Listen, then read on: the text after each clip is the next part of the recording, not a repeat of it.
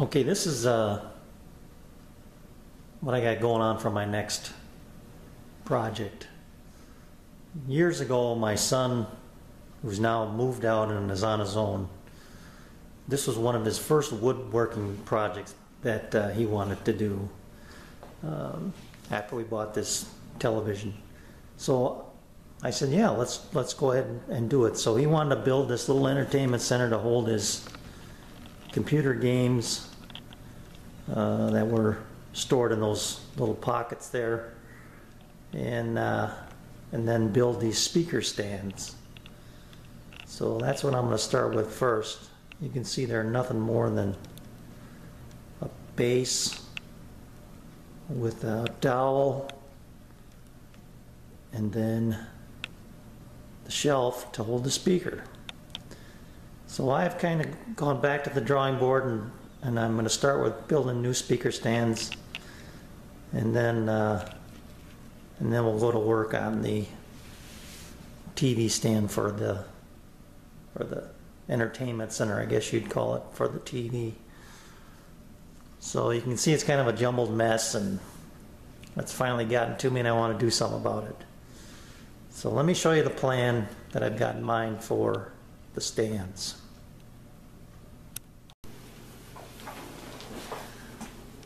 Alright, I don't know how well this is going to work out, but this is my monitor with my SolidWorks mock-up of what I want to do. The grain direction here is running the wrong way, but that's okay, you'll get the idea. So this is the side profile of it. This will be my shelf up here, and this will be my base this way. So if you rotate this, you can see that if you look at it from the front, you're going to have that same profile that basically what my son did. It's kind of just an eye shape. But what I want to do is give it this kind of these sweeping curves here, where this curve becomes tangent to the line about right here, and this curve is tangent to a line about right in here somewhere.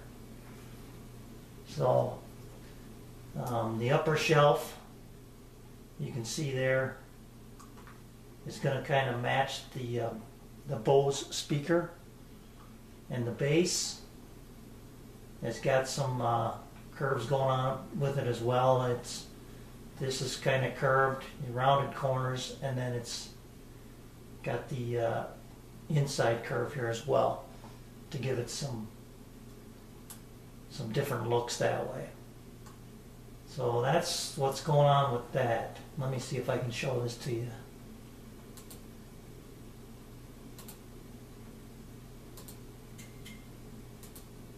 So that's the top view.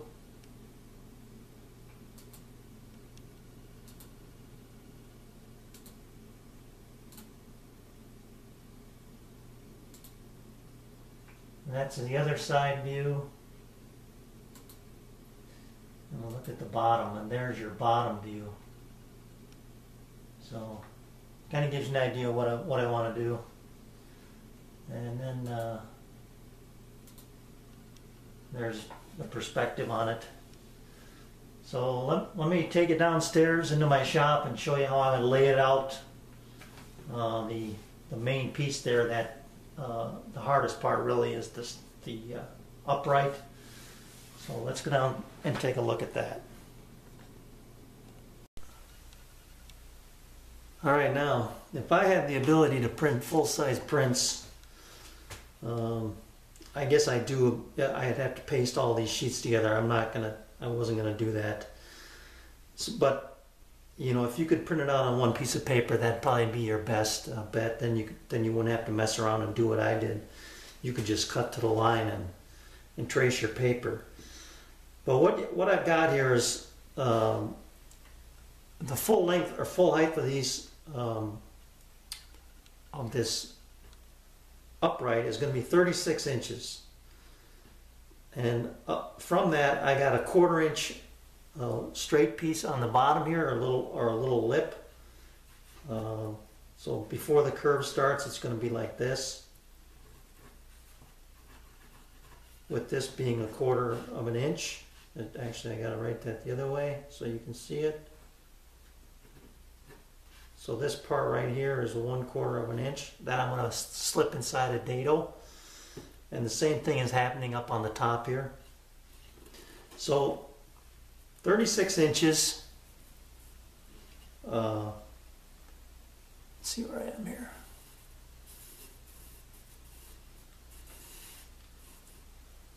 There. 36 inches total height. These are those parabolic curves. The concave one and the convex one out here. And I got some oddball measurements just because of the way I drew it up in SolidWorks, but I did try to stick with them in my template that I have here. The parabolic curves probably aren't going to match exactly to what I have, but that's okay. So the total depth of this thing from this straight line here to the tangent point out here is 7.803. This base, though, I know I want this to be 6 inches. This top, I know I want to be 5. So those dimensions I stuck to pretty well on my template. So let me show you what I did when I laid this out. Let me recreate for you what was going on here. So what I did was, first of all, laid out my dimension on this piece of scrap plywood I had here. This thing is about 9 inches. 9 by a little over 4 feet. And I need 3 feet, but it was good because it gave me some extra room to work with here. So drew my starting line down here.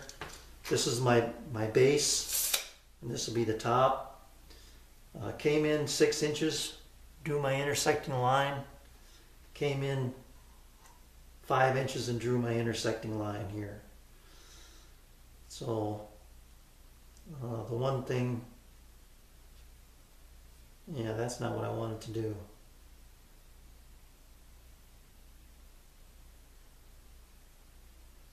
Oh yeah, I did too. Wait a minute.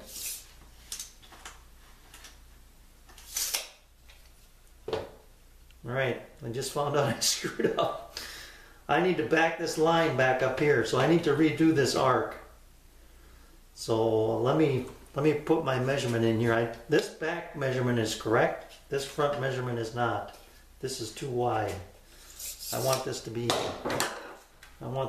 5 inches from that point, and I've got it 5.424. So I've got to come in 424, which is what I had on the SolidWorks drawing right there. And my arc should be coming across at this point right here, rather than out here. So let me show you what I did. First of all, put 2 nails in here on my outside arc. Got a piece of scrap that's nice and flexible. For this arc, I used my push point, was down here about 5 inches from the base, to get that arc. And I just drew my line from there to there. I think that matches up pretty well. Yep. So that's what I did. I didn't want it to be a symmetrical arc, so I pushed well off of the center line here to get that one. So that gave me that point right there. Now the difficult part was this one down here, because I can't put a nail right in the edge. So what I did was I put a nail 1 inch off center up and 1 inch this direction, then used 1 inch blocks. Got another one here somewhere. There it is. Okay. And then my push point on this arc was out in here. But I've got to get a smaller blocking here because I have to back it up. See what happens if I turn it sideways here.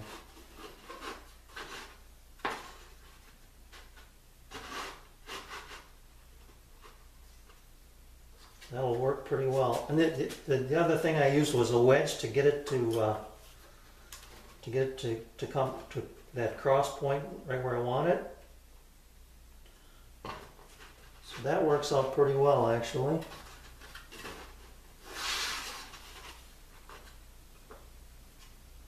All right, let me erase this line and I'm going to redraw my arc.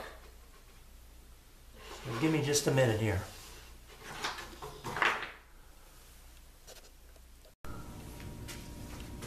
All right, let's see how this goes.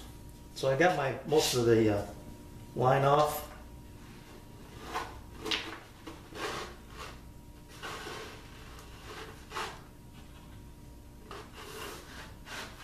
I left my arrow here to show where I want to push to get my point, where the curve is going to cross. Got to lay this one down. There we go. And it's crossing my point right there. I don't know if you can see it or not, but it is crossing my intersection point. So I'm just going to pull down on my flex piece here that I'm using to make my arc, and just go ahead and draw that arc again.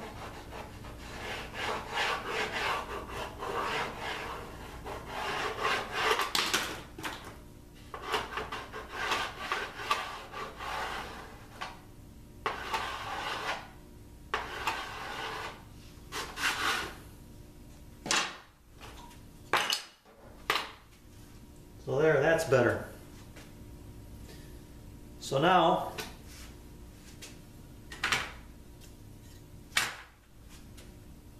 there's my 5-inch mark, so I'll come straight up off of that for my 1/4-inch piece. This should measure 5 inches, and it does. And if it's a little long, that's okay. I can always sand that off because that piece that's going into has got the concave or convex arc. So I'm gonna round that over anyway. So that'll be fine. So it's just a hair over 5.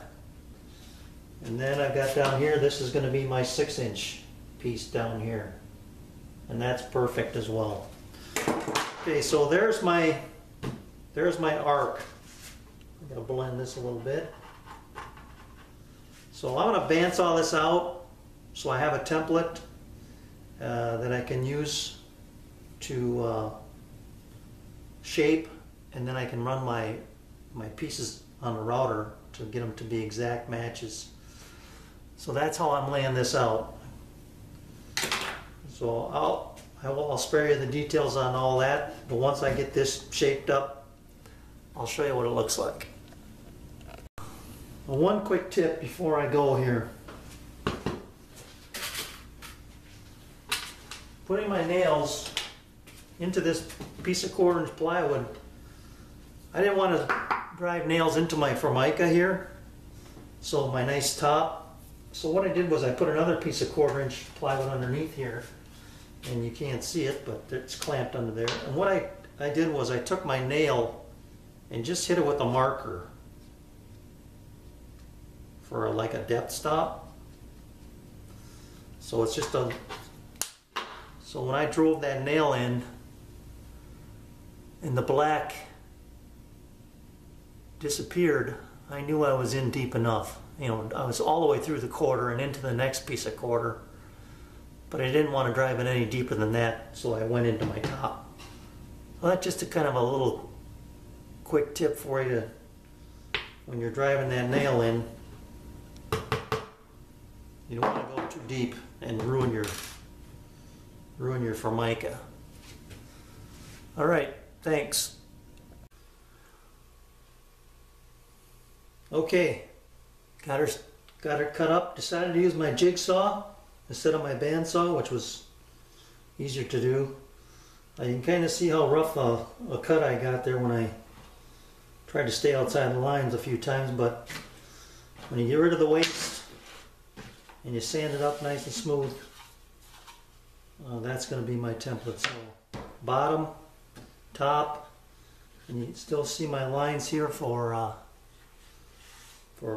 dropping it into that dado. I got to square this end up, but that's no big deal, and this end runs a little wild too. I'm not worried about that because when I put it all together, that's when it'll all come together. So the next step then is now to cut my slabs that I'm going to